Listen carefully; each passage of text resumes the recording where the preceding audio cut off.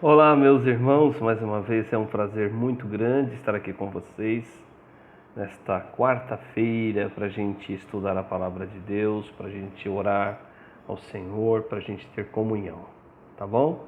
Fecha seu olho, vamos ter uma oração nesse instante, tá ok? Muito obrigado, Senhor, por mais esta quarta-feira, por mais este dia, pedimos a Tua bênção sobre este momento que nós estaremos meditando na Tua Palavra. Muito obrigado pelas pessoas que estão vendo este vídeo, estão ouvindo, que o Senhor possa abençoar a sua vida, a vida da sua família e que, ó Deus, este momento seja um momento edificante para cada um de nós. Abençoa a tua igreja, Batista, Maranata, abençoa os teus filhos. É a minha oração em nome de Jesus. Amém. Muito bem, vamos lá então? Abra sua Bíblia em Atos capítulo 4, nós vamos ler a partir do verso número 5. Hoje quero falar um pouco para vocês sobre a primeira perseguição, tá bom? Aos apóstolos. A gente está estudando Atos dos Apóstolos e o nosso foco é entender um pouquinho como foi esta primeira perseguição. Vamos lembrar que o Espírito Santo já estava habitando na vida das pessoas, daqueles que criam, tá? A igreja estava se estruturando, a igreja estava se reunindo, pessoas estavam se convertendo, muita coisa acontecendo em Jerusalém. Então, essa primeira perseguição ela é bem interessante porque ela vai falar um pouco sobre todo esse alvoroço que o cristianismo provocou ali em Jerusalém. Tá bom? Atos capítulo 4, a partir do verso 5, a gente lê o seguinte: E aconteceu no dia seguinte reunirem-se em Jerusalém os seus principais, os anciãos, os escribas, e Anás, o sumo sacerdote, Caifás, e João e Alexandre, e todos quantos havia da linhagem do sumo sacerdote. E pondo-os no meio, perguntaram: Com que poder ou em nome de quem fizestes isto? Então Pedro, cheio do Espírito Santo, lhes disse: Principais do povo, e vós, anciãos de Israel, visto que hoje somos interrogados acerca do benefício feito a um homem enfermo e do modo como foi curado, seja conhecido de vós todos e de todo o povo de Israel, que em nome de Jesus Cristo, o Nazareno, aquele a quem vós crucificastes e a quem Deus ressuscitou dentre os mortos, em nome desse é que este são diante de vós. Ele é a pedra que foi rejeitada por vós, os edificadores, a qual foi posta por cabeça de esquina. E em nenhum outro há salvação, porque também debaixo do céu nenhum outro nome há, dado entre os homens, pelo qual devamos ser salvos. Esta é a passagem, então, de Atos, que vai nos servir para o nosso estudo neste momento, tá bom? Gente, a primeira perseguição aos apóstolos surgiu depois de um episódio de cura. Se você olhar lá em Atos capítulo 3, a partir do verso 1 até o verso 11, você vai ver que Pedro disse: Olha, eu não tenho nem ouro nem prata, mas o que eu tenho eu te dou. Em nome de Jesus, anda. Né? E o fulano saiu andando. Então Pedro fez, logo depois desse episódio, um grande discurso. Ele falou sobre Jesus Cristo e ele disse que Jesus cumpria as alianças do passado. E logo em seguida, os apóstolos foram presos e eles foram acusados de falar sobre a ressurreição de Jesus. E aí, esta passagem que nós lemos, então, a gente já vê Pedro fazendo a sua defesa. A gente vê Pedro dando explicações sobre a cura que eles haviam feito, não é? Lá no capítulo 3. E Pedro afirma que achava muito estranho a prisão, porque ele estava sendo acusado por fazer um bem a uma pessoa. E ele estranhava essa atitude das autoridades. E Pedro também aproveita aquela oportunidade para testemunhar mais um pouco sobre a própria pessoa de Jesus Cristo. E o mais interessante, quando chega no verso 12, Pedro expressa aqui uma informação importantíssima em relação à salvação. Pedro diz: e não há salvação em nenhum outro, porque abaixo do céu não existe outro nome dado entre os homens pelo qual importa que sejamos salvos. Este verso ele se tornou um verso muito importante para nós cristãos, porque é um verso que expressa, sabe assim, verdades importantes para a nossa fé cristã. Por isso que esse texto do verso 12 nos dá essa informação fundamental para aqueles que querem entender, para aqueles que querem buscar a salvação eterna. E o texto diz que não existe outra pessoa que possa gerar salvação na humanidade a não ser Jesus Cristo. Meus irmãos, cabe aqui algumas reflexões sobre estas palavras de Pedro, tá bom? E é isso que a gente vai fazer agora nesse instante, tá? A primeira reflexão sobre estas palavras de Pedro, no verso 12, é que a salvação ela tem como origem a pessoa de Deus. Ou seja, Deus é o centro da salvação. Desde o início, Deus esteve à procura do homem perdido. Não foi o homem que teve a iniciativa. Pelo contrário, o homem sempre se afastou. No Éden, vamos lembrar disso, o homem fugiu da presença de Deus. Mas Deus foi atrás do homem.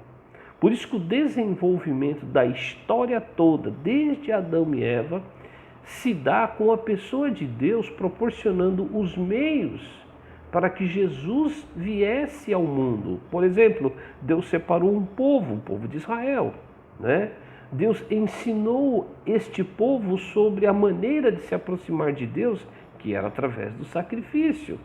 E este sacrifício servia de modelo, de sombra para aquilo que aconteceria no futuro, que seria a crucificação de Jesus. O homem não contribuiu com nada, tudo veio de Deus.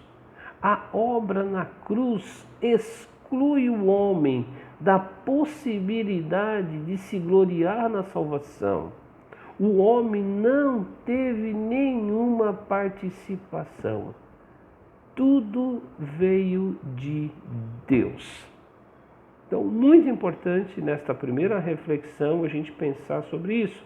A salvação tem como origem a pessoa de Deus e não os homens. Tá bom? Uma segunda reflexão também importante para a gente fazer em torno desse verso 12 é que a salvação ela não se sustenta através do homem. Gente, não existe algo que o homem possa fazer ou deixar de fazer que gera salvação. A obra humana não sustenta a salvação. Por isso que o apóstolo Paulo nos explica que a salvação é através da graça de Deus e não pelas obras do homem. Se o homem tivesse que fazer algo para obter a salvação, ele nunca seria salvo, porque tudo o que o homem faz é imperfeito. Infelizmente, os homens tentam fazer algo, não é? Fazem loucuras, fazem, por exemplo, peregrinações, fazem jejuns. Me desculpe, isso tudo é um esforço inútil.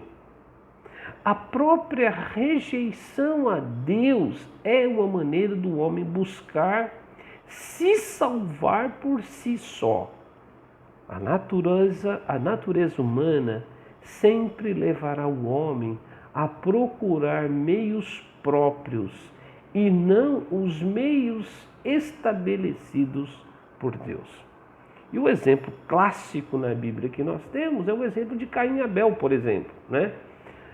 Abel ofereceu a Deus um animal como sacrifício, né? Caim ofereceu do fruto da terra. Veja lá, ambos tiveram boa intenção, mas Abel ofereceu aquilo que tinha sido determinado por Deus. e Caim ofereceu o que Deus não tinha ensinado. O homem tem essa tendência de querer oferecer para Deus aquilo que ele acha que é melhor. Isso é um erro. O homem deve oferecer a Deus aquilo que Deus determina, aquilo que Deus ensina que deve ser oferecido. Neste caso, o sacrifício, né? E aí a gente vê no passado o sacrifício dos animais e depois, mais para frente, o sacrifício de Cristo, que é o sacrifício, irmãos, eterno para a nossa salvação. Uma terceira reflexão que eu quero ainda fazer com vocês é que a salvação, ela tem sua garantia na obra da cruz. A salvação tem sua garantia na obra da cruz. Quando Pedro disse que não existia salvação em nenhum outro nome, o apóstolo estava não só falando da pessoa, mas também da obra da cruz. A obra de Jesus na cruz selou o sacrifício eterno. A porta da salvação foi estendida a todo aquele que crê. Vamos lembrar que os sacrifícios do Antigo Testamento não perdoavam definitivamente o pecado. Tanto é que eles eram oferecidos periodicamente. Eles eram oferecidos continuamente, porque aquele sacrifício não perdoava completamente os pecados. Tanto é que o autor de Hebreus, ele enfatiza este fato, dizendo que o sangue de uma novilha era temporário, mas o sangue de Cristo foi definitivo. Por isso que compreender a obra da cruz promove a garantia da salvação eterna. Os que têm dúvidas sobre a salvação é porque não compreenderam o valor da obra da cruz. Jesus tomou sobre si todas as nossas iniquidades. Ele foi o Cordeiro que tira o pecado do mundo. É a obra de Jesus Cristo na cruz. Irmãos, para a gente concluir, onde estamos buscando a salvação? Em nossas obras? Em nosso esforço? Em nossa justiça própria? Queridos, a salvação, ela está centralizada em Jesus Cristo. A salvação, ela está centralizada em sua obra. E aqui tem um detalhe importante. A obra de Jesus na cruz, ela foi completa e ela foi definitiva. Não há mais necessidade hoje de termos novos sacrifícios. Se tivermos que fazer, é porque a obra de Jesus, ela foi incompleta, e isso não é verdade. A obra de Jesus foi completa na cruz. Ele realizou o perdão dos nossos pecados. Por isso que é importante termos em mente que a salvação tem como origem a pessoa de Deus. A salvação não se sustenta através de homens. E a salvação tem sua garantia na obra da cruz. Queridos, esta é a palavra que eu quero deixar para vocês nesta tardezinha para a noite, tá bom? Espero que você tenha compreendido. Se você tem dúvida, volte o vídeo, tá? E procure compreender e entender aquilo que Jesus Cristo fez por nós na cruz. Combinado? Obrigado porque vocês têm acompanhado os vídeos. Eu agradeço muito. Se você não se inscreveu no canal, se inscreva, é importante, porque você vai recebendo algumas outras notificações, tá bom? Na medida com que os vídeos eles vão sendo gravados, tá ok? Continue em oração, não desgrude da palavra ande com o Pai, tá ok? Não esqueça de orar diariamente também por nossas necessidades, todos os dias. Das 14 às 15 horas nós temos nosso momento de oração, ok? Toda quarta-feira e todo domingo, então, nós temos o nosso vídeo com o ensino da Palavra de Deus, tá bom? Gente, estou com saudades de vocês, espero logo, logo poder encontrar vocês ali no templo, ali na Igreja Batista Maranata, tá bom? Deus te abençoe, forte abraço no coração, tá bom? Forte abraço, e um beijo forte para cada um de vocês, tá bom? Tchau, tchau.